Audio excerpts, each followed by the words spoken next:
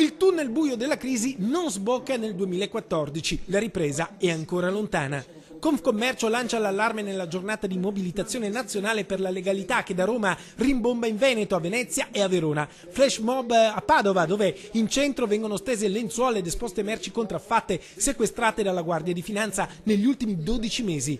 È questa la piaga che rischia di uccidere 43.000 negozi all'anno e 79.000 posti di lavoro. Nei mercati ambulanti sono abusivi 7 esercizi su 100, una situazione di allarme rosso che deve essere affrontato di petto. Forse la politica, presa da mille altri problemi, non è capace di risolvere né gli altri né questi. Quindi noi siamo non ottimisti, ma consapevoli che sarà la prima giornata di una lunga stagione di lotta contro chi crede di fare il furbo e poi magari ce lo fanno passare per essere quasi quasi uno che aveva bisogno di essere aiutato.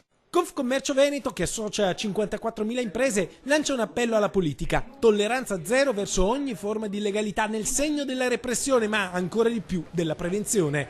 Purtroppo gli orizzonti del commercio abusivo oggi si espandono e l'online è il nuovo immenso terreno di conquista dell'illegalità. Un pericolo innanzitutto per la salute, perché la merce contraffatta contiene sostanze a bassissimo costo, spesso nocive, e poi per l'economia, su cui i danni sono incalcolabili. Se tu compri un prodotto contraffatto non paghi nessun tipo di tassa, non hai nessun tipo di garanzia del prodotto che compri, quindi, e soprattutto non sai cosa compri. Quindi può essere che, e dopo ricordiamoci bene che ogni prodotto contraffatto che tu acquisti firmi una lettera di licenziamento per qualcuno che lavora legalmente.